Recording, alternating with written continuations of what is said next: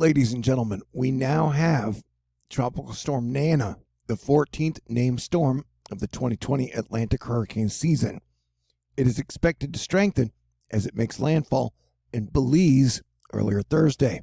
The primary impacts will be heavy rain and tropical storm force winds.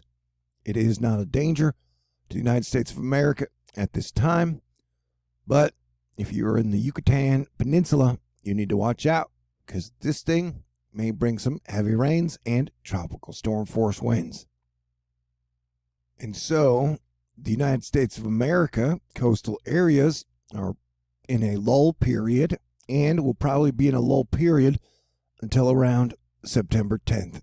And then from the 10th to the 17th, to the 24th, to the end of the month, it could get freaking crazy, man. How crazy? I'm talking super duper mega wild 2020 September style wild. Crazy? All right. This is the GFS Para, which has been showing consistent storms arriving somewhere between the 10th and the 17th of September. And now, hey guys, from this point on, this is not a forecast. Everything is speculation, but all signs point towards a very active mid-September. And so I'm just trying to get everybody ready after we've already been hit by 3 hurricanes, one in South Texas, one in North Carolina, and then one in Louisiana, and that being a major hurricane. The projections have at least 3 to 4 more major hurricanes showing up. Not saying all those will be landfalling, but it is best to be ready. And my prediction and recommendation at the beginning of the year was if it is a Category 3 hurricane or higher, then you need to evacuate. And so I'm just getting everybody ready, mentally, physically, spiritually, as best I can, as your planetary defense commander, saying that, like, yeah, I would guess because we got hit by 3 hurricanes leading up to the peak of hurricane season, I would guess we will get hit by anywhere from 1 to 3 more hurricanes before hurricane season is over, and it ends on November 1st, if I'm correct. It may run through November, but November hurricanes are very rare.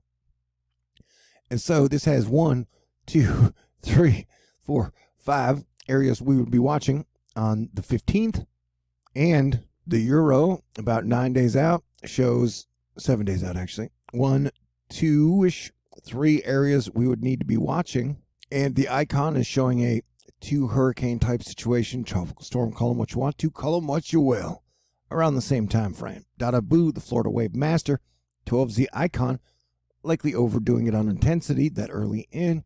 However, Euro also showing a 2-storm setup in about a week, and then it takes them, 5 to 10 days to get to shore, depending on where they go. Jack Shillen, I'm sorry, Shillen would be someone who's selling you something false. This is Jack Sillen, who's always chilling and talking about cool weather stuff. What does the environment look like that we will be dealing with then? Very, very warm water, upper level anticyclone, very moist mid-levels, and almost 0 shear. Uniform easterly flow throughout the atmosphere.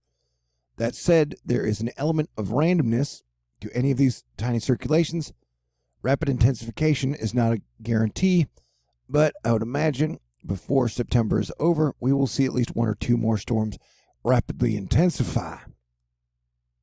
And my unofficial partner in weather prevention crime, Cranky Weather Guy, who I consider the best weatherman on the planet, has been warning us about the 2nd and 3rd week in September for about a month. And so I pass along those warnings, and it is going to be peak hurricane season on the 10th. So we have every reason to believe that it could get super wild in around the 10th and up beyond that in the Atlantic and even the Gulf of Mexico. Talking about a couple of briefly warmer moments via the East Pacific high pressure wave break. Northwest Canada kick punch through the east. Southwest ridge tumbles and breaks, triggering brief resurgences of the Atlantic ridge. Immediate coast near norms slight. Anomaly inland norms follow troughs and follow. And we may get a high pressure system that sets up here, which would prevent any type of an out to sea option in the middle of September. So we definitely have a lot to watch. And so please enjoy the lulls and the breaks where you can, because yeah, I'm pretty sure it's going to get wild in September in many ways. I got a feeling we will see more hurricanes in September and even October. And so one of the things is the GFS para has been showing up a storm that comes up through here and either hits Florida or spins back up to the northeast. So we will watch out for that. Any of the low riders would probably end up in the Gulf. And so, right now, where, what, why, or when is anybody's guess, but that's what we're doing. We're taking guesses and just getting prepared. I watch all the model runs to kind of get an idea of what we're going to see and what we're going to face. And there is a chance we're going to get another CAG, Central American Gyre, even though the later we get into season, the more unlikely that seems climatology-wise. But like I said, there is one that always seems to kind of show up around here and would be a threat to this area and possibly the northeast. And then we have a highfalutin one that looks like it could go out to sea, but if this high pressure system strengthens, then that would prevent any out to sea options and would push everything into the USA or the Caribbean or, down here. If it gets too strong, then it ends up in the Yucatan. But the GFS para seems to, on multiple runs, show models showing up to anywhere from 2 to 5 areas of low pressure that could develop. So these are all different runs of the GFS para, by the way, which has done a pretty decent job this year. And so, yeah, definitely the Gulf needs to be watching out, and the East Coast needs to be watching out, because it's going to get interesting, and I will do what I can to keep everybody informed. But you got the GFS and the Icon and the Euro agreeing that around 1 week from now, the 9th really, that we will have at least 2 more areas of low pressure to deal with, although the Euro suggests possibly 3, although the Euro does some weird stuff on its model runs lately. Let's look at it together, shall we? It does some type of a Fujiwara action effect as it comes out. See, there's some Fujiwara action happening right there, and it would have it tumbling towards the northeast coast.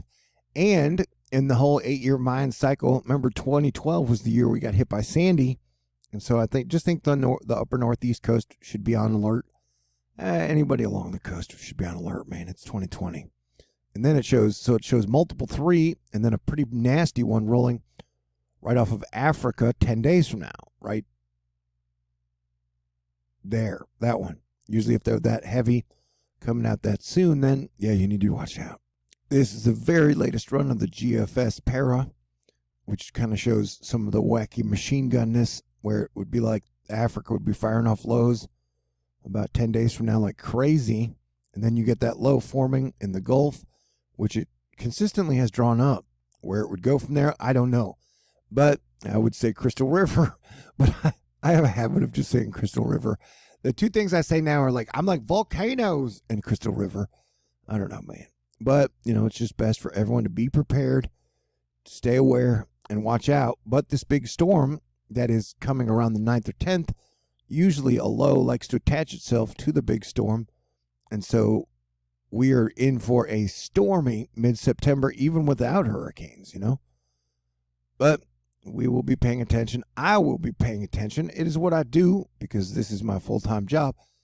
And did you know I thrive and strive off of your contributions and donations every single month to keep doing what I do? And so we are in a THORnews fundraiser period right now. I got 2.5 days left in my fundraiser. I've been doing this way for about 4 years now, and it makes it very exciting for me. Will I survive? Probably. You guys are always really great to me. But if you'd like to make a donation, the snail mail is a great way. You can send it to T. Lewison, 5430 Birdwood Road, number 416, Houston, Texas, 77096. I got a PayPal, a Venmo, a Cash App, a Patron, and I've only got $1,212 left to raise for my September 1777 goal. And I got to say super thank you to everyone in Asteroid Fight Club, all the people out there who are helping us keep it together, for all your cool thoughts and prayers. Definitely thank you to Cynthia, Johnny, Barbara, Cecily, Charles, Al, Dina, Jess, Bill, Cody, Marlene, Leanne, Nova CR, Christine, Rampart, Zeus, and Dan. Y'all are fantastic. You guys have been spoiling me in 2020. I super appreciate it, and I do everything I can to bring you guys the best information and keep us prepared. But yeah, definitely, we are looking at the middle of September as being a very dangerous period. And like I said, if you want to say thank you and reward me for the work I did, because I left it all on the line in August and even in September during hurricane periods, I don't sleep much. Although at the very end, when the hurricane is over, then I sleep a lot for a couple days. And so I plan to just give you guys the best and give you nonstop comprehensive coverage all through September of all the wild and wacky things that will be happening. And so, definitely take care of your family, your friends, and your pets first. But if you got some left over and you think I deserve it, then I would appreciate it. All right? Everybody stay cool, but definitely get ready for a wild and crazy September. Some information would suggest that September and October will be more challenging and the most challenging months of the year. And I believe that. So everybody be ready, stay cool, and I will talk to y'all soon. God bless everyone. Yeah, five, that would be wild. I'm not saying there will be 5, but I would say I wouldn't be surprised if it happened, because 2020 just keeps on getting 2020 here, bro.